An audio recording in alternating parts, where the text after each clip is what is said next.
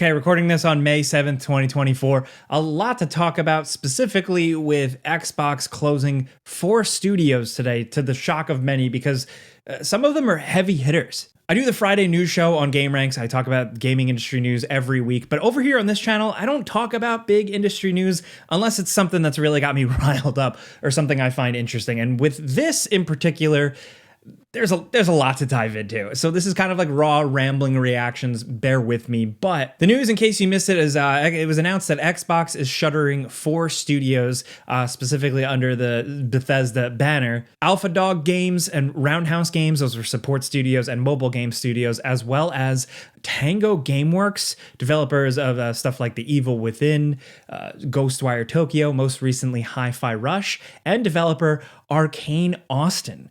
The folks behind Redfall, yes, most recently, but also Prey, Dishonored. I mean, that was a shock for, I think, everybody, most people, myself included. And that is with the writing on the wall and the entire industry being down right now. While there was a lot of conversation last week about Xbox hardware units being significantly down, things were also down all across the board. So I think I also want to point out, because people are quick to make this stuff into a console war thing. Oh, well, where were you when Sony shut down this studio and why aren't you mad? This, I think, is starting to be indicative of a bigger problem, and to kind of get caught in that stuff, you're missing the forest for the trees. I feel like I've been using that phrase a lot lately, but you've heard the layoffs in the news and in the headlines and on YouTube and stuff for months and months now. It's probably almost like a year. And in May alone already, there's been like a handful of closures, and this is kind of like the shitty cherry on top. But another thing I want to push back against that I've seen a lot is like, oh, well, if you do a bad job at your job, you get fired. That's business. This is how things work. And yes, I'm not stupid. I've worked at jobs. I know how firing works. I've been around people that have been laid off. But I think here, this isn't totally that to me. This is something that like has kind of been a problem in the game industry in the past.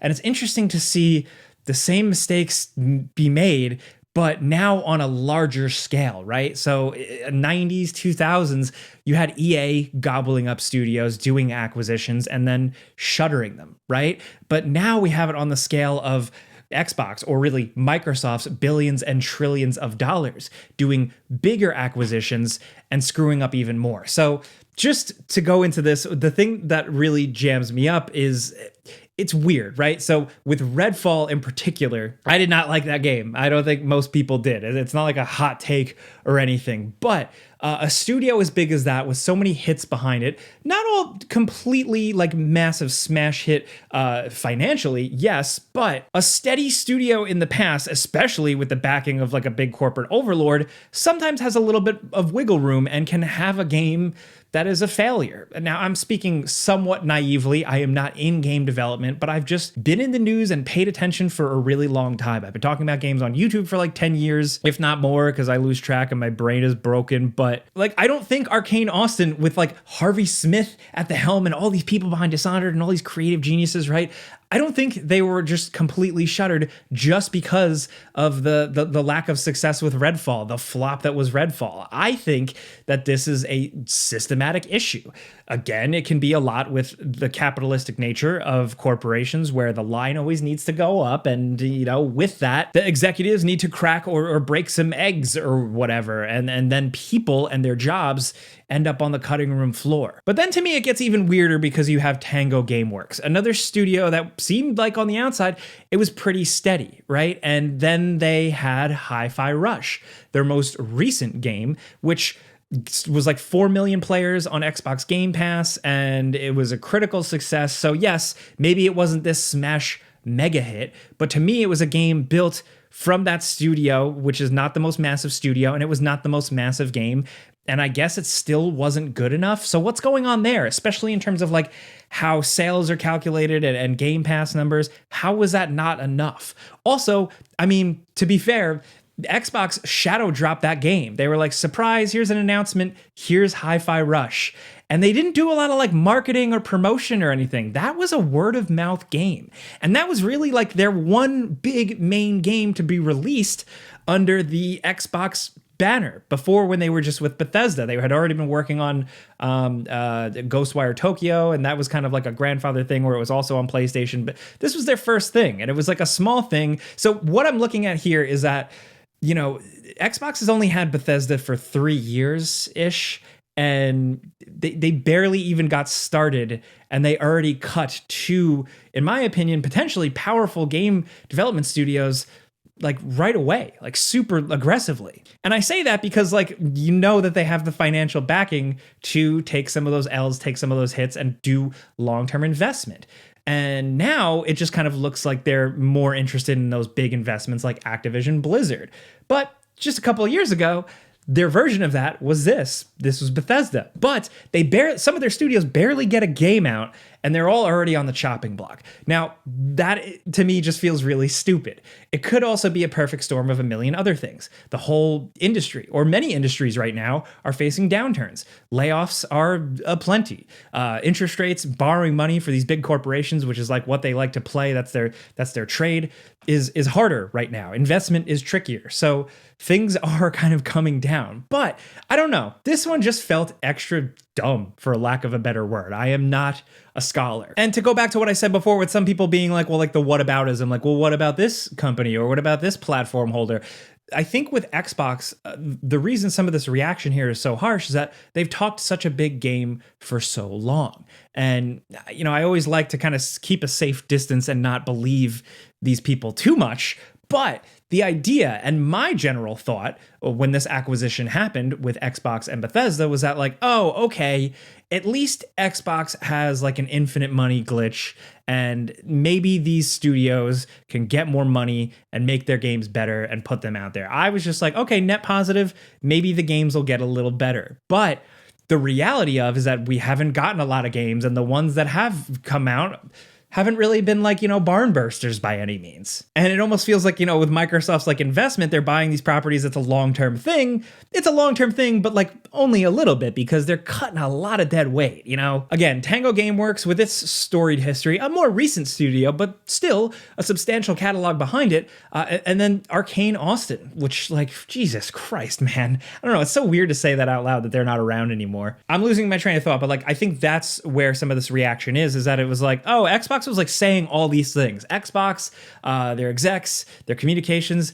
they say a lot, and they are very good at talking. But when it comes to like backing these things up, I think now people are really starting to question. And I think rightfully so. Well, what's up with ditching these studios? What's up with all the games that you've been developing for forever? Where are some of those titles? There have been some great games that have come out, but there's also been some misses. And then there's a lot that are just MIA. So what's going on here? And for me, it comes down to leadership. I don't think this is like a big revelation or anything like that, but the people at the top, I think, I don't know, something's got to give, something's got to change, because there's been so much investment in good stuff. Xbox Game Pass, for its pros and cons, has been a very interesting experiment. All the platform forward stuff, like streaming, cloud streaming, cross progression, then kind of going a little bit more multi-platform. Interesting stuff, yes, but I guess there's still not enough focus on the individual games. And so I look at Tango Gameworks and Arcane closing, and then I look at what else Microsoft and Xbox has, and I go, holy shit, Double Fine. Even Team Ninja, which is releasing Hellblade 2 right around the corner. I don't know what to think. And I think that's just me on the internet, but the people working in those offices day to day, what are they thinking? Because getting laid off sucks ass, especially when you're putting your life's work into a thing you want people to have fun with, right? So again, to circle back, I just look at it as like, what the fuck is going on with, like, you know, again, we had some of the bigger companies, the bigger publishers try and buy a lot of studios and fumble them. We've seen it in the 90s. We've seen it in the 2000s. We've seen it just recently and publicly with Embracer Group, which bought up so much IP, so much legendary studio, all this stuff, only to have some investment deals fall through and then have to shit can a huge portion of that and restructure and essentially hide with their tail between their legs as different banners now at this point. Like they're restructuring and changing into like different branches. It's a mess. So we've had this so many times, and to see one of the big guys at the top do it, not saying that because they're so big and powerful they make all the right decisions, but with the capital behind them, I don't know. So again, I know for some people it just boils down to, well, the games aren't good or they're not selling, so they have to be cut in order for the company to survive. Yes, but I don't know. It just doesn't feel like that cut and dry here. It feels weird. Like these mistakes have been made in the past. And yeah, I don't know. But I will say, not to be like the grumpy person for once, but this is going to keep happening. We're going to hear more about this. You know, if these big guys can shed this weight, which were those, in my opinion, pretty damn awesome studios, it's only going to happen elsewhere. And then I look at it like that's me, like industry guy talking. But looking at it as a consumer, someone who just buys and plays games all day, like we're losing so much in terms of some of the people that worked at these studios. I've seen it. Many of them will go on to form their own new studios, go independent, have great success, try new things. But some of them do that and don't succeed. And then others just leave the industry entirely because this was such a shitty experience. So it's called brain drain. You're losing all of that knowledge, all of that institutional knowledge, where someone who has been working in game devs for 10 years or 20 years can help make a game and also pass some of those skills on to other people, younger people that jump onto those projects. You know what I mean? Like when we use the word like talent lost, to me, like I see stuff like this as talent actively being lost.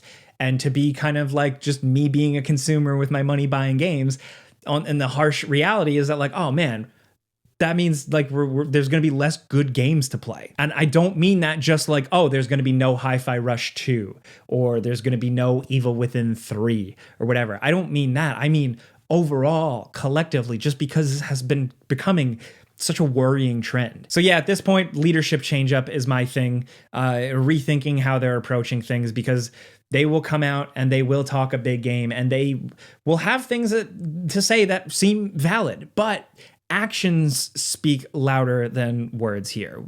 Whoever it is, Sarah Bond, Matt Booty, Phil Spencer, any of those folks at the top, they can be passionate, they can love games, but at the end of the day, they are corpos. I don't know if it's cringe yet to use corpos, but I use that phrase in like my daily life. So whatever. They're corpos, shit's gonna go down, and I don't know. I hope things change for the better. I hope this is like a learned lesson for everybody.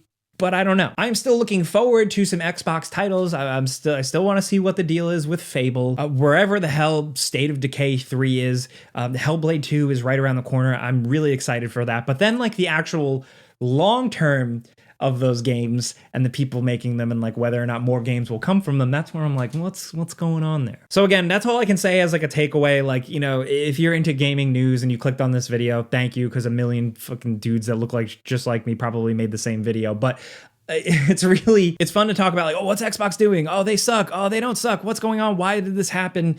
But really the bigger picture and how this is going to happen more, not just with Xbox, but like what is going on, because we can get into a whole other conversation about like the game industry dying. Some people will say that. I don't think that's a thing, just because it is so massive at this point. There's too much money involved for some people, some stakeholders, but something has to completely like reorient or course correct somewhere, because I'm getting tired of talking about this shit, like layoffs and stuff. With that being said, I know a couple of game developers watch me, so you know my heart goes out to you guys. If you are affected by any of this, good luck. It'll keep me posted. But it's 100 degrees in my room. I'm sweating, so I need to go. Maybe it's because I got fired up. But yeah, let me know what you think about everything. Like I said, I don't think it can be boiled down to just like company bad, so they're fired. I think there's more to it, but like, what's the deal? The unsustainability of game development. There's so much to talk about, so let me know what you think. Also, I've been trying to like experiment with talking about news on here a little bit more here and there, so let me know if you are into that. I'm not like spamming news videos every day, but once in a while, when I have something to say, let me know what you think. But thank you guys for coming around here. Like I said just before, you could have clicked on a bunch of other videos about this news, but thanks for coming by, chatting with me. I appreciate it. But yeah, I'm Jake Baldino. Subscribe because video games, pizza's on me.